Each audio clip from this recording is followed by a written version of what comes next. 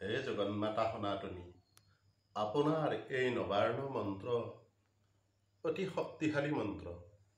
আচলতে আমি মনুষ্যসকলে ইয়াক আমাৰ দেহতত্ত্বতে উপলব্ধি কৰিব পাৰোঁ। আমাৰ দেহত 9টা চক্ৰ আছে। এই চক্ৰৰ ভিতৰত দেৱী প্ৰথম জন্ম লৈছিল শৈলপুত্ৰী নামেৰে। এই শৈলপুত্ৰী দুৰ্গা আমি দেহৰ যি মূলাধাৰ চক্ৰ, এই মূলাধাৰ চক্ৰৰ যি পূৰ্ণ শক্তিময়ী ৰক্তবৰ্ণ বিভূষিত দেৱী, শিশুময়ী এই দেৱী কল্যাণী স্বৰূপা, এই দেৱীৰ শক্তি কুণ্ডলনী শক্তি ৰূপে বিৰাজিত। এই শক্তি জাগ্ৰত কৰি শৈলপুত্ৰীক জাগ্ৰত কৰি কুণ্ডলনী শক্তিৰ জাগৰণ কৰিব পাৰি। দ্বিতীয় ব্ৰহ্মচাৰিণী, যেতিয়া এই শক্তি দ্বিতীয়টো চক্ৰ মূলাধাৰৰ পৰা দ্বিতীয় চক্ৰটোত থাকিব, তেতিয়া এই দ্বিতীয় শক্তিটো ব্ৰহ্মচাৰিণী। এও সদায় তপস্যাযুক্ত, সদায় ব্ৰহ্ম আচাৰত নিমগ্ন, আৰু এই তপ জপ আদি সিদ্ধিৰ কাৰণে ব্ৰহ্মচাৰিণী ৰূপে দেৱী দুৰ্গাক ভাবিবলৈ পাৰি। সৰ্বঘণ্টা তৃতীয় শক্তিটো যি বজ্ৰনাৰীত দেৱীৰ প্ৰাণৰ প্ৰৱেশ ঘটি য'ত দেৱীক ভাবিবলৈ পাৰি। এই নাৰীৰ সিদ্ধিৰ দ্বাৰাই সকলোবোৰ স্তম্ভন মোহন বশীকৰণ আদি কাৰ্য সিদ্ধি কৰিবলৈ পাৰি, আৰু ইয়াৰ দ্বাৰাই মানুহ গৈ দেৱত্ব প্ৰাপ্তি হোৱাৰ এটা সুযোগ লাভ কৰিবলৈ পাৰে, এই তৃতীয় শক্তিটো। আৰু চতুৰ্থ শক্তিটো কুষ্মণ্ডা। এই কুষ্মণ্ডা যি জগত অণ্ড বা আমি যাক কওঁ ডিম্ব, এই ডিম্ব কুষ্মণ্ডা গোটেই জগতখন দেৱীৰ শক্তিৰ দ্বাৰাই পৰিপূৰ্ণ। এই গোটেই কুষ্মণ্ড এই বিশ্বব্ৰহ্মাণ্ডখন হৃদয়ৰ শক্তিৰ দ্বাৰাই দৰ্শনো কৰিব পাৰি, আৰু এই হৃদয়ৰ শক্তিৰ দ্বাৰাই বিশ্বব্ৰহ্মাণ্ডৰ সৰ্বতত্ত্ব পাবলৈ পাৰি। যি কুষ্মণ্ডা সকলোবোৰ বিশ্বব্ৰহ্মাণ্ডৰ তত্ত্ব, জগন্মাতা সনাতনী যি জগত সৃষ্টিকাৰিণী, সকলোবোৰ ব্ৰহ্মাণ্ডৰ শক্তিবোৰ পাবলৈ পাৰি। কুষ্মণ্ডেতি চতুৰ্থকম পঞ্চম স্কন্ধমাতা, তেওঁ যি দেৱতাসকলৰ সেনাপতি কাৰ্তিকৰ মাতা স্কন্ধমাতা। এই স্কন্ধমাতা ৰূপে মা বিৰাজমান। ইয়াৰ দ্বাৰা দয়া, ক্ষমা, ত্যাগ, ধৰ্ম আদি নৱশক্তি, অৰ্থাৎ যিবিলাক অতি মানৱীয় শক্তি, সেইবোৰ প্ৰাপ্ত কৰিবলৈ পাৰি স্কন্ধমাতা শক্তিৰ দ্বাৰাই।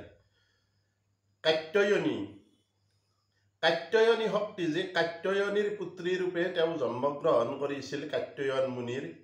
এই কাত্যায়নী তেওঁৰ কোনো লিংগভেদ নাছিল। আচলতে তেওঁ যদিও নাৰী ৰূপে জন্ম লৈছিল, তেওঁৰ শক্তিৰ বলত তেওঁৰ ব্ৰহ্মৰ অভেদ অংগ হৈ পৰিছিল, আৰু সেই কাত্যায়নৰ ছোৱালীয়ে ব্ৰহ্মৰ অভেদ হৈ তেওঁ দুৰ্গম স্থানত বাস কৰা গতিকে তেওঁৰ নাম দুৰ্গা। যি কুণ্ডলনী শক্তিৰ দুৰ্গম স্থানত বাস কৰে, আৰু সেই কাত্যায়নৰ তেওঁ পুত্ৰীৰূপে জন্মগ্ৰহণ কৰি তেওঁ দুৰ্গতি বিনাশিনী দুৰ্গাৰূপে প্ৰতিষ্ঠিত হৈছিল। তেওঁ ব্ৰহ্মতত্ত্ববিদ আছিল, আৰু ব্ৰহ্মৰ অভেদ হৈ এই কাত্যায়নী শক্তিৰ দ্বাৰাই ব্ৰহ্মতত্ত্ব প্ৰাপ্তি হ'ব পাৰি। কালৰাত্ৰি, জগতত যেতিয়া কোনো সূৰ্য চন্দ্ৰ দেৱ দেৱতা একোৱেই নাথাকিব, তেতিয়া জগত সকলো অন্ধকাৰ। অন্ধকাৰ মানে কি? অন্ধকাৰৰ মাজতো কিঞ্চিত পোহৰ আছে, যাক আমি উপলব্ধি কৰিব পৰা নাই। এই জগতত কালৰাত্ৰি ৰূপে যেতিয়া ৰাত্ৰি, কালৰাত্ৰি, মহাৰাত্ৰি, যেতিয়া জগতত ৰাত্ৰি হ'ব, যেতিয়া অমাৱস্যাৰ ৰাত্ৰি হ'ব, তেতিয়া আমি মহাৰাত্ৰি বুলি ক'ম। আৰু যেতিয়া সূৰ্য চন্দ্ৰ একোৱেই নাথাকিব, কেৱল ব্ৰহ্ম কালৰাত্ৰি থাকিব, তেতিয়া তেওঁ ব্ৰহ্মৰ অভেদ অংশ, তেওঁক নাৰী শক্তি ৰূপে কালৰাত্ৰি বুলি ক'ব পাৰি।